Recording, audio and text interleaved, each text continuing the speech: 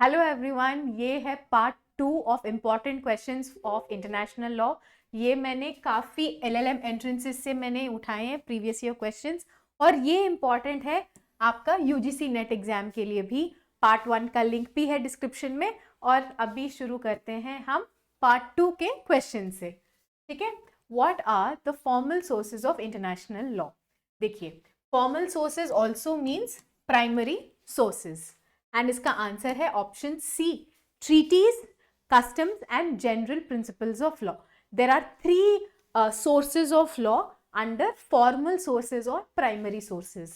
ठीक है, international law में 2 टाइप्स के सोर्सेज होते हैं, primary sources, secondary sources. Primary sources को हम क्या बोलते हैं? Formal sources.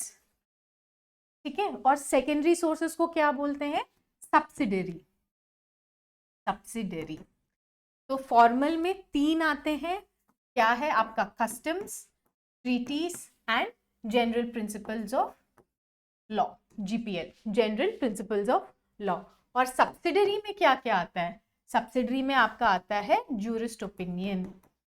ये हमने पार्ट 1 में डिस्कस किया है। ठीक है, okay, option C is the right answer. Let's go to the second question. ठीक है, What is the relationship between the formal sources of law? ये पूछ रहे हैं। देखिए, यहाँ पे तो हमने डिस्कस कर लिया फर्स्ट सेकंड होता है, पर ये कह रहे हैं ये जो फॉर्मल सोर्सेज है, प्राइमरी सोर्सेज, क्या इनमें भी एक हायरार्की होती है? Can I say that custom पहले लेना चाहिए, ट्रीटी सेकंड में लेना चाहिए, या ट्रीटीज पहले लेना चाहिए? इसमें कुछ हायरार्की होता है क्या among the primary sources? That is the question, and answer है no, there is no hierarchy. तो अंडर इंटरनेशनल लॉ ये एक चीज याद रखना है, ये जो हमने क्लासिफिकेशन किया है ना, हमेशा primary will be above secondary. तो जो फॉर्मल सोर्सेज ऑफ लॉ हैं ये 3, इसको हम ज्यादा मानते हैं ओवर ये subsidiary sources. But with in the sources, जो ये विद इन द 3 सोर्सेज हैं, उसमें कोई हायरार्की नहीं होता है। प्राइमरी पहले आता है, फिर सेकेंडरी आता है, पर प्राइमरी के अंदर कोई हायरार्की होता है क्या? नहीं, प्राइमरी के अंदर कोई हायरार्की नहीं होता है when we are talking about international law. और ये सब आप कहाँ पढ़ते हैं? Article 38, article 38 of the ICJ charter. ठीक है, ये बहुत इंपॉर्टेंट है। अगर आपने कुछ भी नहीं पढ़ा हो, आर्टिकल 38 जरूर पढ़ के जाना है। Sources of international law is very very important. Okay, let's go to the third question.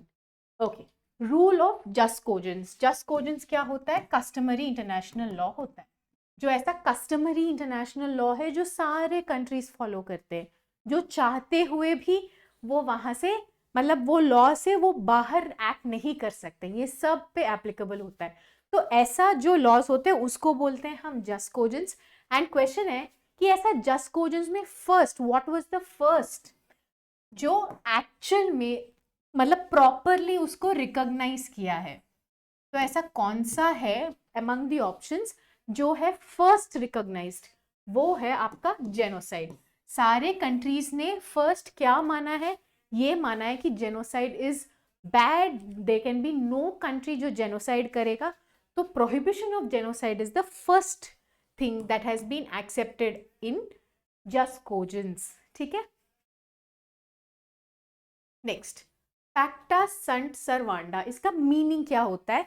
आपको एक वर्ड याद रखना है, ऑप्शन सी, गुड फेथ। देखिए, इसका ये जो एक लैटिन टर्म है, एंड सारे लैटिन टर्म्स इंपॉर्टेंट है, तो ये आता है ट्रीटीज में। जब आप ट्रीटीज के बारे में पढ़ते हैं तो 2 कंट्रीज हैं। अब वो 2 कंट्री जो हैं वो उस ट्रीटी को बाइंड करेंगे, इसका क्या क्या है, क्या प्रूफ है?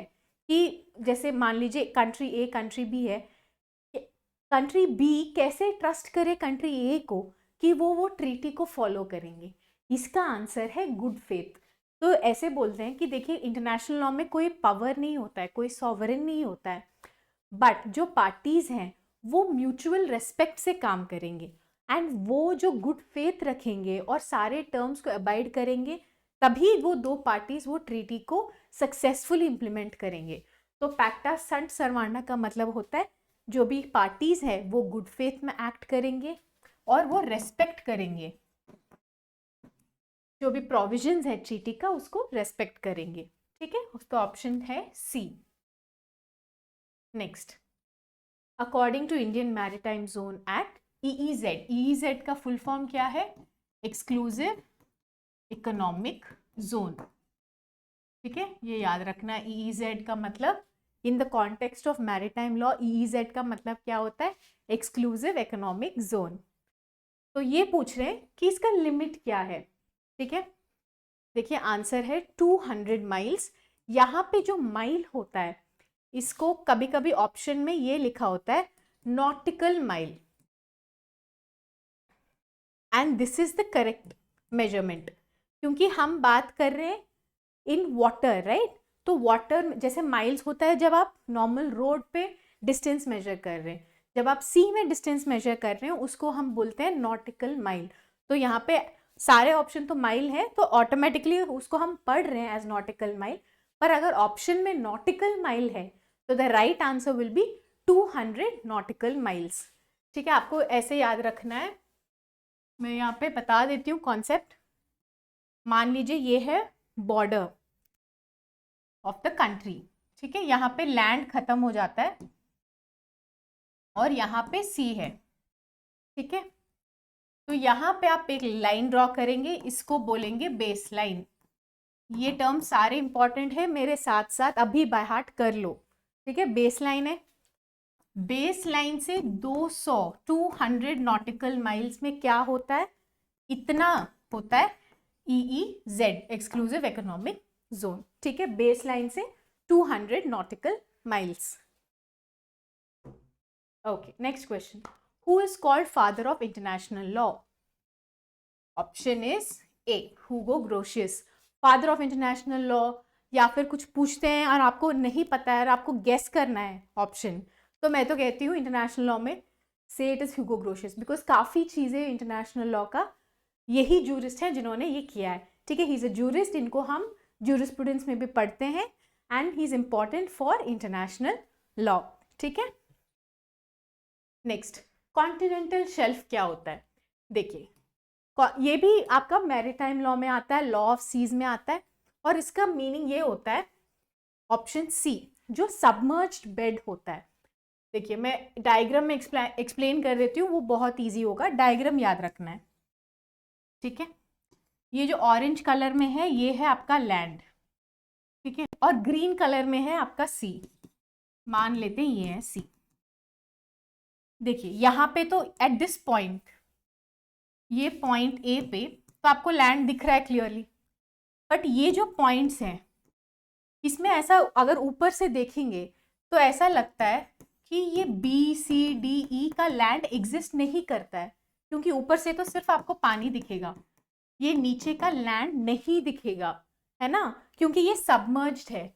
बट इन रियलिटी ये जो लैंड है ये पूरा उसी कंट्री का लैंड है। ठीक है, this is all of the same country. तो ये ऐसे जो सबमर्ज हो गया है पानी के नीचे और जो ऊपर से देखने में नहीं दिखता है उसको हम बोलते हैं कॉन्टिनेंटल शेल्फ। ठीक है, इसलिए ऑप्शन है सबमर्ज्ड बेड ऑफ सी। ठीक है, नेक्स्ट, डी फैक्टो रिकॉग्निशन क्या होता है? ओके, जैसे कोई भी कंट्री हो, ठीक है, ये कंट्री को, अगर ये कंट्री है एंड ये अपने आप को as a new country declare कर रहा है, एज ए न्यू कंट्री, तो ये डिक्लेरेशन में 2 ऑप्शंस होते हैं। ये अपने आप को न्यू कंट्री बोल रहा है तो इसमें 2 ऑप्शन होते हैं, एक होता है डी ज्योर और एक होता है डी फैक्टो। ये जो डी फैक्टो होता है वो होता है आपका टेम्पररी एंड कंडीशनल रिकॉग्निशन, तो ऑप्शन सी। और ये डी ज्योर जो होता है ये आपका होता है परमानेंट। ठीक है, ये भी इंपॉर्टेंट है। और डिक्लेरेटिव, और जो कंट्री होता है, ये क्वेश्चंस ऐसे आते हैं कि कंट्री, न्यू कंट्री फॉर्म हुआ है, ये कैसे पता चलेगा? और कंट्रीज के रिकॉग्निशन से पता चलेगा, अपने आप डिक्लेयर करने से पता चलेगा, तो ये सब क्वेश्चंस भी इससे आते हैं। ठीक है, okay, last question, principle of self determination. ये जो प्रिंसिपल है ये कौन से आर्टिकल्स में लिखा है अंडर द यूएन चार्टर? देखिए यहाँ पे 2-3 चीजें आप याद रख लो। यूएन चार्टर होता है, यूएन चार्टर में एक प्रिंसिपल है, वो प्रिंसिपल क्या है? Self determination. मैम ये सेल्फ डिटर्मिनेशन होता क्या है? सेल्फ डिटर्मिनेशन का मतलब है कि जो भी सिटीजन्स होते हैं, जो भी कंट्री के आप ले लो, वर्ल्ड में कहीं पे भी जो भी सिटीजन्स होता है, सिटीजन्स के पास राइट है। तो ये सेल्फ डिटर्मिनेशन क्या है? Citizens right. क्या करने के लिए राइट? टू डिसाइड, जो भी कंट्री वो पार्ट बनना चाहते हैं, to decide which part, which country they want to be a part of, which country का पार्ट, वो कौन से कंट्री का पार्ट बनना चाहते हैं, वो डिसाइड करने का राइट एक सिटीजन के पास होता है। उसको हम बोलते हैं राइट ऑफ सेल्फ डिटर्मिनेशन। ये लिखा हुआ है आपका यूएन चार्टर में, और ये कहाँ लिखा है? Option D, article 1 sub clause 2, article 55 and 56। Okay, so that's it. ये इसका पार्ट 1 भी मैंने बनाया है, उसका भी वीडियो है, आप जाके वहाँ देख लीजिए। अगर आप इंटरनेशनल लॉ में कुछ कंफ्यूजन फेस कर रहे हैं तो please let me know in the comments. I create more videos ताकि आपको एग्जाम प्रिपरेशन के लिए इंटरनेशनल लॉ में कोई दिक्कत नहीं हो। Thank you very much.